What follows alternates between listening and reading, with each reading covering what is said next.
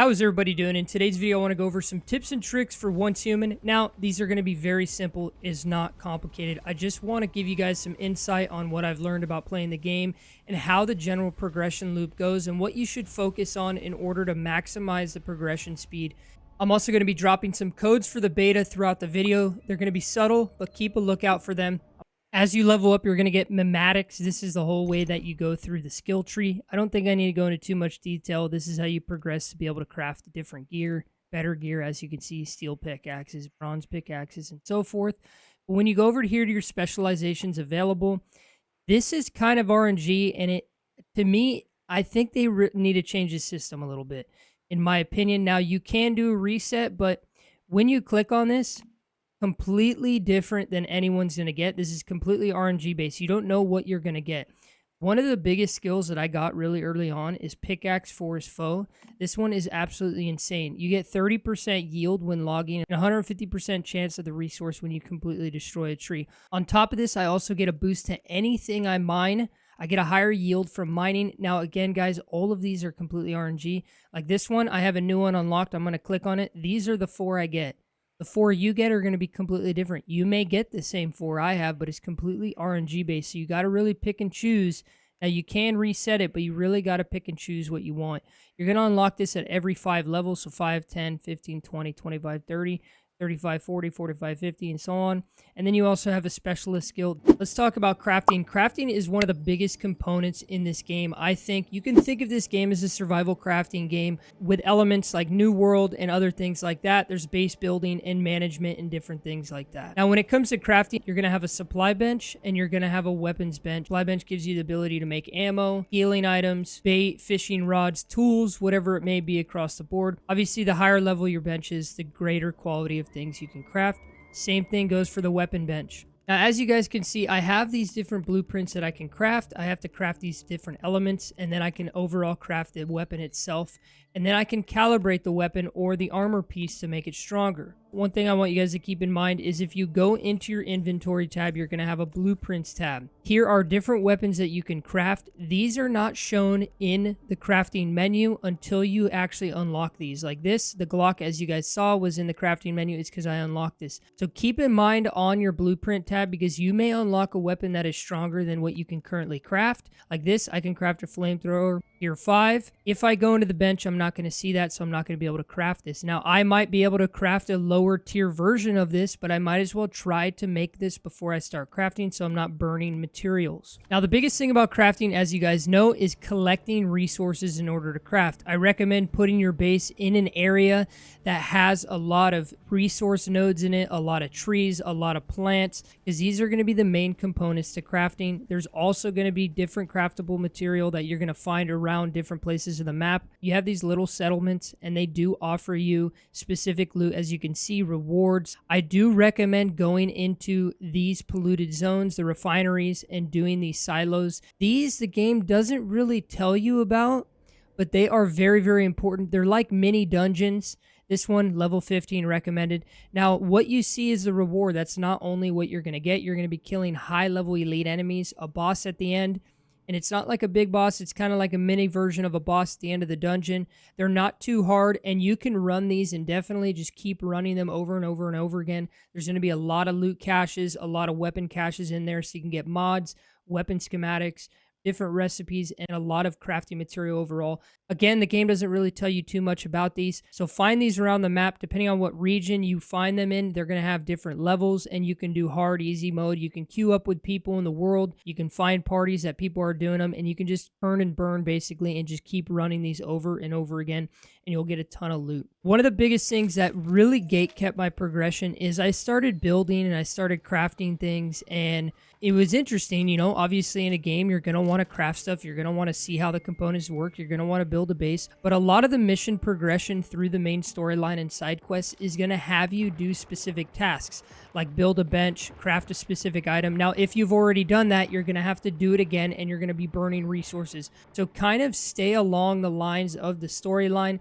Don't jump the gun there. I did it. I know it might seem interesting. You want to go to higher tier zones, get higher tier loot so you can craft better stuff. wait it out a little bit, feel it out, and kind of see where the story's going, and you're going to be able to experience it in a more fluid way without jumping the gun and then having to go back and redo steps. The way the game is laid out, just like most games that are similar to this style, is you have different regions. As you can see at the bottom right, we have Iron River, that's level 21. This is the starting zone, Daytona Wetlands, level 5, and as you progress, higher tier nodes that you can mine and higher tier loot that you can find overall that are specific to this zone. So just keep in mind though, if you are too low of a level and you try to go into these zones, you're gonna die from a barrier. There's a barrier that's up, and if you pass it, you'll have like 30 seconds and your guy will insta die. So you have to kind of work your way, not through your character level. It's not level kept, it's story kept. And that's why I said keep in mind and stay with the progression of the story, so then you can just progress faster, because I'm technically in a level 40 zone. I just fought a level 44 boss, but I'm only level 35. Is that smart? Kind of, not really, but I am getting blueprints. I'm getting weapon blueprints and armor blueprints that are higher than my level. It doesn't matter what level you are. You can equip guns that are higher tier as long as you find the crafting material, which you will find in the higher zones. And that's why you want to focus on the story. Big thing I recommend is as you're exploring, hit up as many rifts as you can. These are like main encampments that you have to do mini missions, kill a specific amount of enemies, loot specific weapon caches, and then activate these. Each zone you have to activate a minimum of 5 before you can move on to the monolith. This is that zone's boss. So make sure when you're traveling around, hit these up as much as you can. As you guys notice, by the monolith, there's always 2 of these rifts. So easy way to bang these out. These, I don't do all of them, as you can see. I did one. I don't necessarily need this. Sure, it's going to give me an activation award. I can go back and do that. I can teleport to this and go straight to it and just collect it, and I'll be done. And it's easy peasy. I do recommend you getting as many teleportation towers as you can, because it's going to make traversal a hell of a lot better. Now, when we're talking about traversal, one of the biggest components to traversal in the game is your garage. As you can see, I have my bike here. Getting fuel for your cars and your vehicles is not going to be that difficult. You want to make sure that you're always repairing your vehicle. I haven't repaired mine in a while. You want to repair it. If it fully breaks, the thing's gone, you got to rebuild it. But make sure you're upgrading your vehicles as well. This is locked for me because I do not have the crafting material. I can go make that right now. But you want to make your vehicle as fast as possible, because the bikes are really slow in the game. The cars are slow. And it really, when you're going up a hill with a bike or car, it for some reason, they lag and they go so slow. They go like 30 miles an hour and you're creeping. It's almost like you can run up the hill faster. But the biggest thing about traversal is the vehicles, and you want to beef these up to make them a lot faster, because it'll make it getting around the map a hell of a lot easier. Traveling from teleportation point to teleportation point just to unlock these. That's normally what I do when I get into a new zone. I go for immediately. You have these areas, which are the main towns, main cities for that zone, where you can get the main story quests. Once I go there, unlock this area, there's a teleportation tower in these areas always. But I usually kind of just venture off and unlock these zones as fast as I can. Try to get a few of them, because I know the story missions are going to send me out into this direction like a spider web to start completing rift anchors and start completing different missions within the territory. Have these done, collect all the nodes that you can so you can just beef up. And that's what you want to do with the progression. I honestly, it's up to you. I never loot these. If I pass through it, sure, I'll loot a little bit, but I never fully finish these. They don't offer enough gear, in my opinion, to waste your time to get off your bike, get out of your car, or go there directly and loot. These alone, where the rift anchors are, there is so much loot in these areas. These are enough for me to get the amount of crafting materials I need. Now, again, another point on crafting. When we're talking about building, I recommend you keeping it small. Look how big my base is. I have so much space. I haven't even moved everything, because I got to take everything out of the chest. I got to do all that to transfer everything.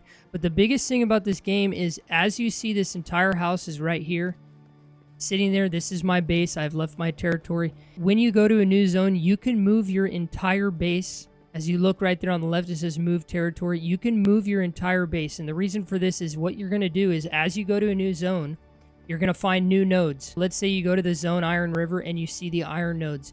You're going to want to put your base down where a lot of iron spawns, because that's the first time you've encountered that new ore to mine. So I recommend you putting yours in a spot that's super close to the new ore. they'll constantly respawn, so you can just always go back and know, okay, I have a bunch of iron nodes here, I have a bunch of copper nodes here, I have some tin nodes, so I know by my base there's enough nodes for me to collect as much resources as I want. This also speeds up progression because you don't need to run around the world, get off your bike when you see a node, mine it, get back on your bike. I never do that because I have enough nodes normally where I put my base where I can just get enough of those specific materials as I need it. Also do recommend you put in your base by a lot of trees. Trees are a big component to crafting in this game, whether it's walls or making charcoal, smelting specific ores, whatever it may be. Now, if we talk about weapons, I really want to stress the fact that it's really good to have different kinds of bows. These are super strong, and you can get the ammo back for them. They're usually a one-hit kill headshot, but I do recommend you guys using the sniper. I recently just started getting this sniper, and as you guys see, look, I just unlocked a new one. This is a higher tier 1, so I unlocked it. But snipers are insanely powerful. They're a little bit overpowered, in my opinion. Now, that just might be the case for me because my weapons are a higher level than the zone I'm actually in, so that could just be the case. A big component of the game is your sanity level. This gives you a debuff to your health. It'll make your maximum health lower. You need to make sure your sanity's up. This can be done by eating specific kind of foods, specific kind of drinks. Sleeping is one of the best ways, as well as sanity gummies. These are pills that you can take that can rid you of sanity. One thing I do recommend, it took me a while to find this out, you're going to go to the main menu. As you're there, you're going to see the events tab and go to the astral tab. From there, as you can see, you're going to get these points. And you're going to get 20 points every day at 6 a.m. And you can start buying items. I do not recommend you buying the food items. No point in that. You can craft those. Out of all the things you want to buy the sanity pills. You can craft these. You can also craft these activators. I'm going to buy a few here, but I do recommend you buying sanity pills. And keep in mind, you're going to get 20 every day at 6 a.m. So make sure you're using them. I didn't, and I was at max for a while, so I actually lost the ability to get more sanity pills at an easier rate. I hope any of these tips and tricks helped you out. I dropped roughly 5 codes. Let me know if you got it down in the comments below. Let me know if you got a code. Let me know if it works. There was kind of an issue with the codes that they gave us as creators. Just let me know. Let me know what you guys are thinking about Once Human. I'm going to be covering a ton of it here on the channel. I'm also thinking about doing some Fallout content. You know, the show dropped. I'm super excited about that. The beta is going to be going for quite some time for Once Human. I can't wait for full release. I appreciate every single one of you guys. If you enjoyed this video, drop a like on it and be sure to subscribe to the channel. And as always, guys, stay happy, stay hyped, and have a beautiful day.